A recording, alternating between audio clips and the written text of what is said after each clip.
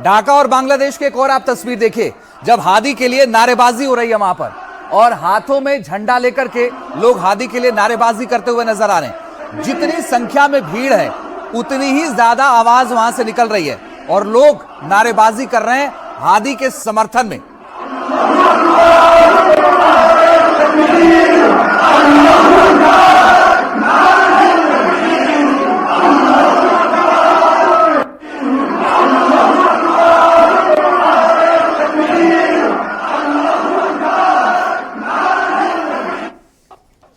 एक और तस्वीर आपको दिखाते हैं, जब संसद के बाहर हजारों की भीड़ इकट्ठा हो गई, लोग नारेबाजी कर रहे थे और इनकी मांग यह है कि जो हत्यारे हैं उनकी जल्द से जल्द गिरफ्तारी हो। ढाका के बाहर की यह तस्वीर है। जब आप ये देखिए कि ये तस्वीर आप देखेंगे तो आपको समझ में आएगा कि एक तरफ और एक तस्वीर आपके सामने है। जब बॉर्डर की बात हम कर रहे हैं, लेकिन उससे पहले आपको बताएं कि संसद के बाहर हजारों की भीड़ इकट्ठा हो गई।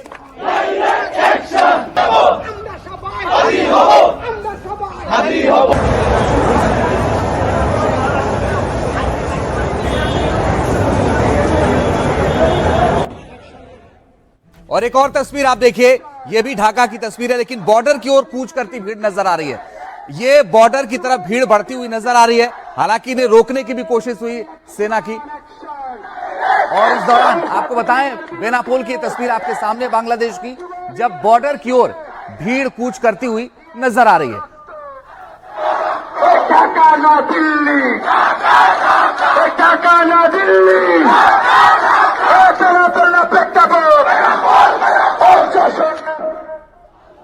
एक और तस्वीर आप देखिए, बांग्लादेश में फिर बेकाबू हो सकती है भीड़। उसकी वजह यह है कि जितनी ज्यादा संख्या में लोग इकट्ठे हो रहे हैं और नारेबाजी कर रहे हैं, इस बात की आशंका ज्यादा बढ़ गई है कि भीड़ बेकाबू हो सकती है।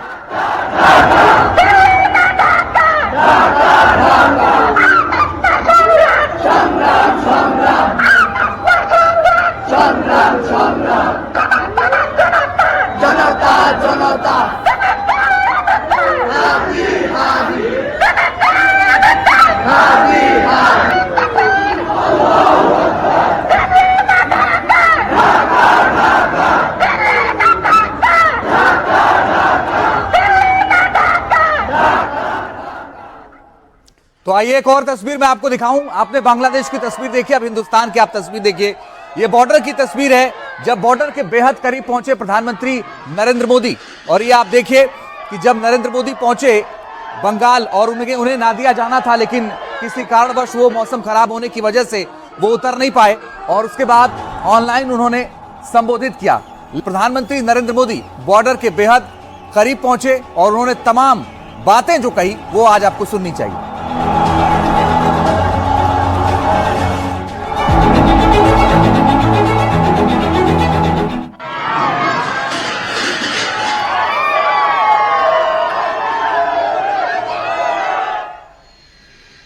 तो प्रधानमंत्री पहुंचे बंगाल के बॉर्डर पर और आप देखिए कि आज एक तरफ त्रिपुरा में सुरक्षा बलों की भी बड़ी बैठक हुई। तो एक तरफ प्रधानमंत्री बॉर्डर पर पहुंचे और दूसरी तरफ त्रिपुरा में सुरक्षा बलों की बड़ी बैठक हुई। सुरक्षा बलों ने एक हाई लेवल बैठक की है और उनकी नजर बॉर्डर के तमाम एरियो पर है और इसीलिए यह बैठक बेहद महत्वपूर्ण है। तो क्या यह माना जाए कि बॉर्डर पर भी कुछ बड़ा होने वाला है, क्योंकि सब कुछ अलर्ट पर नजर आ रहा है।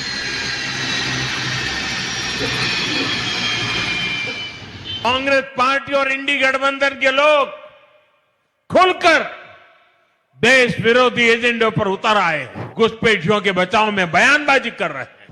बांग्लादेश में यूनुस की कट्टर गैंग की आतंक, हिंदू की हत्या और बिगड़ते हालात के बीच मोदी ने बॉर्डर पर दस्तक दे दी।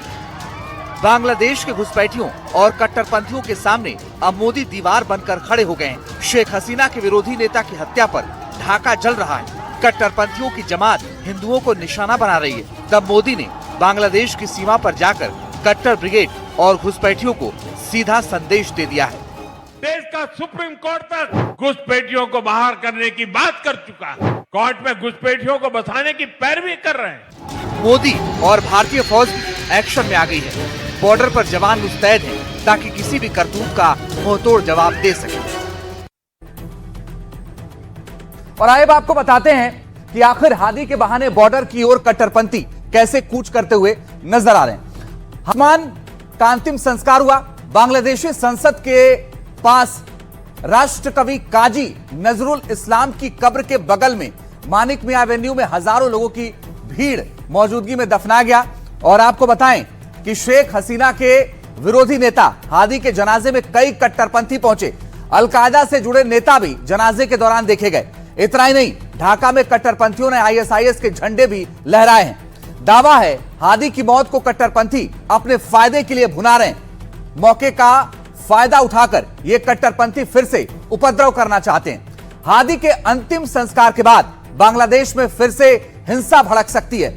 इसलिए अमेरिका, भारत समेत कई देशों ने अपने नागरिकों को अलर्ट किया है, क्योंकि हादी की मौत के बाद कट्टरपंथी संगठन हिंसा पर उतारू हैं। तभी तो इंकलाब मंच और जमात के कट्टरपंथियों ने प्रदर्शन किया। हजारों कट्टरपंथी बेनापोल से भारत के बॉर्डर की ओर कूच कर रहे थे। उनका कहना था कि पूर्व पीएम शेख हसीना को बांग्लादेश को सौंपा जाए। चटगांव में चंद्रनाथ मंदिर के बाहर कट्टरपंथियों ने धार्मिक नारेबाजी की। सीमा पर कट्टरपंथियों की करतूतों के चलते भारतीय सेना भी एक्टिव है। चौकसी बढ़ाते हुए सुरक्षा बल बांग्लादेश बॉर्डर पर पैनी नजर बनाए हुए हैं। इसलिए ईस्टर्न कमांड के प्रमुख भारत बांग्लादेश बॉर्डर पर पहुंच गए। लेफ्टिनेंट जनरल आरसी तिवारी ने जायजा लेकर अलर्ट रहने के लिए कहा है। तो फिलहाल आपको बताऊं कि यह स्थिति है बॉर्डर पर, और आपको बताएं कि इस पूरे मामले पर अब सवाल यह है कि आखिर कैसे यह सब कुछ बदलता हुआ नजर आ रहा है। लेकिन इस बदलते हुए हालात पर सुनवाते हैं आपको कुछ बयान। আমরা কি এখানে কান্নার জন্য এসেছি? हम यहाँ शोक मनाने नहीं आए हैं, हम अपने भाई के लिए न्याय की मांग करने आए हैं। हादी की हत्या में शामिल हमलावरों को घटना के एक सप्ताह बाद भी गिरफ्तार नहीं किया जा सका है। सरकार 24 घंटों के भीतर अब तक उठाए गए कदमों के बारे में जानकारी दे। শরীফ ওসমান হাদিকে लक्ष लक्ष लोग, लाखों लोग आज यहाँ आए हैं। लोग सड़क पर लहरों की तरह उमड़ रहे हैं। लोग हादी के बारे में जानना चाहते हैं। हादी, हम आपको विदाई देने नहीं आए हैं। आप हमारे दिलों में बसे हैं और हमेशा के लिए, जब तक बांग्लादेश अस्तित्व में रहेगा, आप सभी बांग्लादेशियों के दिलों में रहेंगे। इसे कोई मिटा नहीं सकता है। बुकेर भेतरे आछो। कि इस किस्म की मॉब रूल जो किया जाता है, ये बिल्कुल नहीं चलना चाहिए हमारे पड़ोस देश में। हम चाहते हैं कि वहाँ लोकतंत्र वापस आए, लेकिन इस हाल में जैसी चीजें चल रहे हैं, ये बहुत चिंतित बात है। और भारत के लिए हम तो ऐसे संतुष्ट नहीं हो सकते, और हम उनसे संपर्क लेकर सरकार से कहना चाहेंगे कि इस किस्म की चीजें नहीं होना चाहिए। लगातार हिंदुओं पे आक्रमण हो रहा है, उन टारगेटेड अटैक हो रहा है, टारगेटेड वायलेंस हो रहा है, और हमारी सरकार उसको नजरअंदाज कर रही है। मैं सरकार से ये पूछना चाहती हूँ, अब हमारे देश के ईस्ट में, हमारे देश के वेस्ट में दोनों तरफ ही रेडिकलाइज इस्लामिस्ट नेशंस हो चुके हैं, जो हमारे देश के बारे में सोच अच्छी नहीं रखते हैं, हुआ है, जो अपनी पूरी राजनीति घुसपैठिया करके करते हैं और ये इम्प्लाई करते हैं कि बांग्लादेश से घुसपैठे आ रहे हैं। क्यों मिनिस्ट्री ऑफ एक्सटर्नल अफेयर्स ने अब तक इसका संज्ञान नहीं लिया है और वहां की सरकार से रिपोर्ट नहीं मांगी है? क्या हुआ है? वहाँ माइनॉरिटीज को परसिक्यूट किया जा रहा है, खासतौर से हिंदू समाज के लोगों को। भारत सरकार को जोर से विरोध दर्ज करवाना चाहिए। मोदी सरकार का पॉलिसी फेलियर भी है जो बांग्लादेश में आज हो रहा है। नहीं तो इतने साल कांग्रेस का शासन रहा, हमने बांग्लादेश से मैत्रीपूर्ण दोस्ती के संबंध भी रखे। ये हमारी फॉरेन पॉलिसी की, विदेश नीति की एक बड़ी नाकामी है। हम हर आदमी से, हर कंट्री से दुश्मनी ले रहे हैं। पाकिस्तान पहले हमारा दुश्मन है, चाइना जैसा ताकतवर मुल्क हमारा दुश्मन है, अब बांग्लादेश वो भी हमारा दुश्मन है। भारत सरकार को सोचना पड़ेगा। तो आपने देखा कि राजनीतिक दलों ने क्या मांग की है। आइए अब आपको कुछ और तस्वीरें दिखाते हैं। और यह तस्वीर आपको बताऊं कि यह बॉर्डर की है।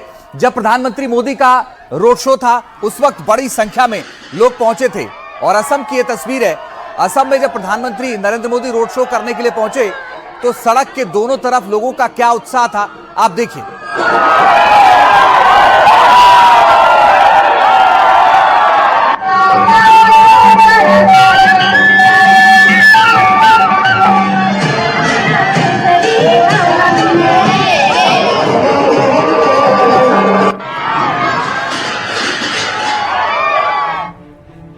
एक और तस्वीर आइए आपको दिखाते हैं जब प्रधानमंत्री नरेंद्र मोदी ने इस एयरपोर्ट का उद्घाटन किया। आप ये देखिए, बताया ये जा रहा है कि इस एयरपोर्ट की वजह से आने वाले वक्त में आर्थिक तौर पर और इस अच्छी बेहतर स्थिति होगी, क्योंकि ये एयरपोर्ट बहुत जरूरी था और इस एयरपोर्ट की सौगात प्रधानमंत्री नरेंद्र मोदी ने दी है।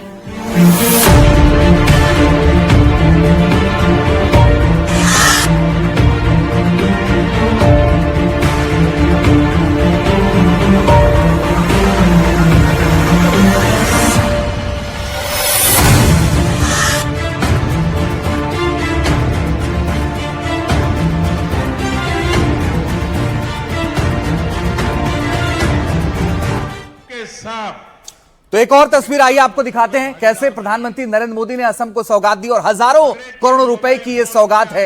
और कहा यह जा रहा है कि जब प्रधानमंत्री नरेंद्र मोदी पहुंचे तो इस दौरान लोगों में उत्साह भी था। भागीदार बनिए, हर एक के मोबाइल फोन क्या लाइट जलना चाहिए। देखिए तालियों की गूंज से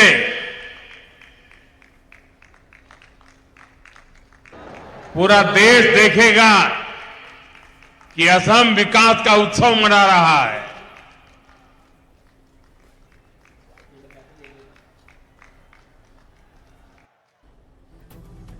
तो ये आपने सुना प्रधानमंत्री ने क्या कहा, लेकिन प्रधानमंत्री नरेंद्र मोदी की रैली में कैसे लोग पहुंचे ये आइए हम आपको दिखाते हैं। आप ये देखिए तस्वीरें, कैसे प्रधानमंत्री नरेंद्र मोदी की रैली में समर्थक जाते हुए नजर आ रहे हैं और ये संख्या हजारों में थी और हजारों की संख्या में समर्थक पहुंचे।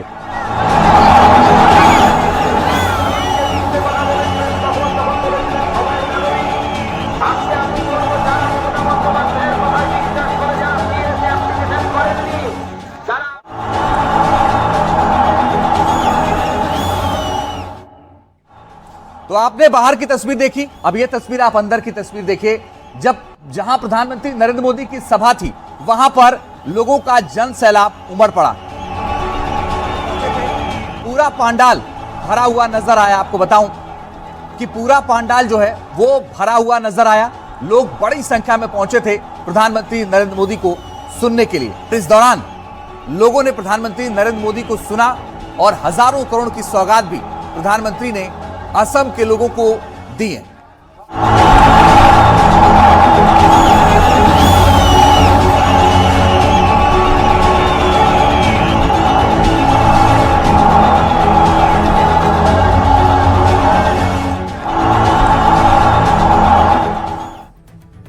और एक और अहम जानकारी आपको देते हैं। देखिए, प्रधानमंत्री नरेंद्र मोदी ऐसे वक्त में बॉर्डर के करीब पहुंचे थे जब बांग्लादेश में लगातार हिंसा और बवाल हो रहा है। तभी पीएम आज बंगाल, असम से घुसपैठियों पर जमकर बरसे। पीएम मोदी ने कहा, घुसपैठिया गो बैक के नारे लगाओ। उन्होंने एसआईआर के जरिए घुसपैठिया भगाने का भी ऐलान कर दिया। कहा, चुनाव आयोग ने देश में एसआईआर इसलिए शुरू किया है ताकि घुसपैठियों को चुनावी प्रक्रिया से बाहर रखा जाए, लेकिन कुछ देशद्रोही उन्हें बचाने की कोशिश कर रहे हैं। घुसपैठियों को लेकर मोदी के टारगेट पर टीएमसी और कांग्रेस थी।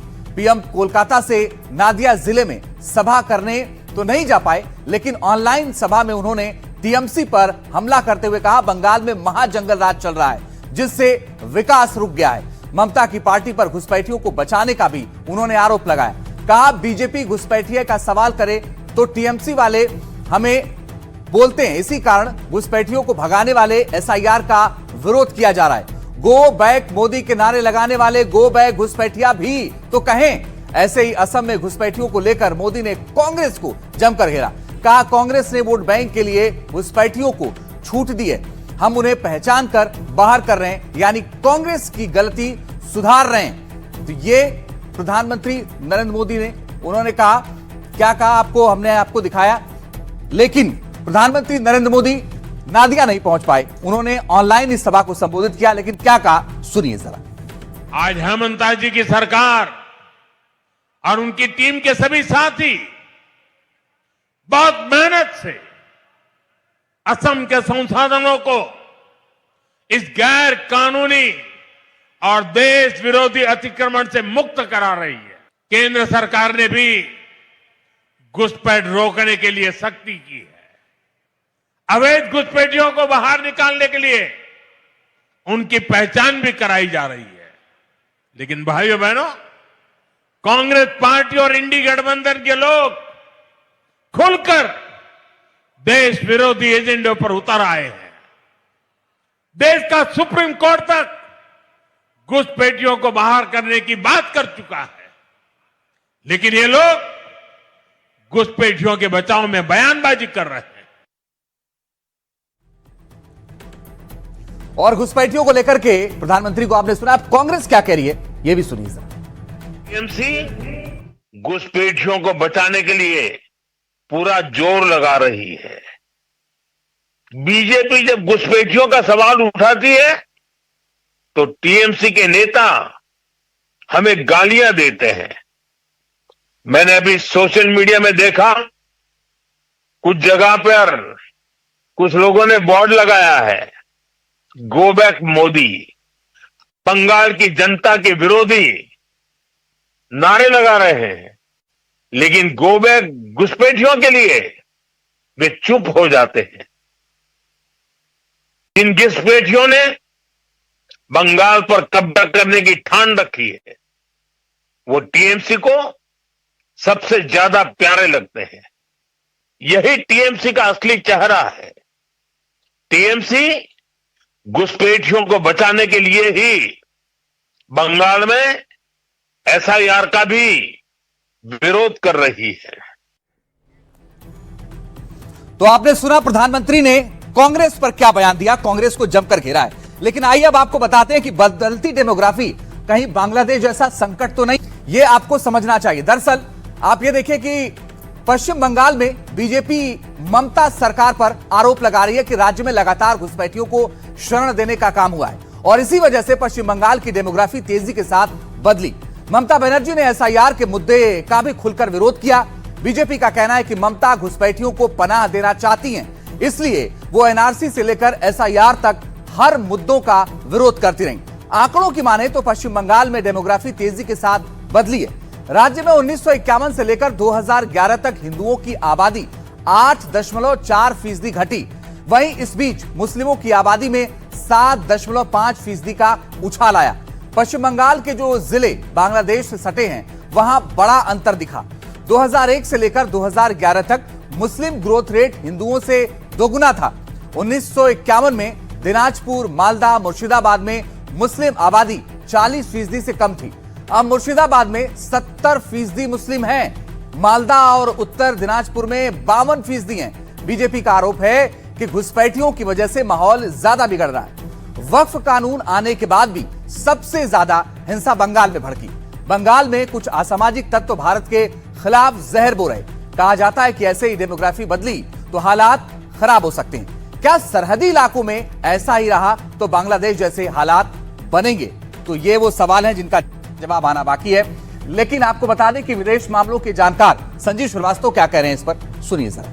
बांग्लादेश के जो कट्टरपंथी हैं, पाकिस्तान का जो डीप स्टेट है, पाकिस्तान के जो आतंकी संगठन है, वो भारत में जो डेमोग्राफिक चेंजेस को करने के मंसूबे रखते हैं और वो उन मंसूबों को हासिल करने के लिए अनेक तरीके के प्रयास और साजिशें रच रहे हैं। इलीगल इमाइग्रेशन के माध्यम से वो आसाम, वेस्ट बंगाल में जो डेमोग्राफिक चेंजेस को लाने की भी वो साजिशें कर रहे हैं कि इस नए भारत को इलीगल इमाइग्रेशन की जो चुनौती है उसको डील करना आता है।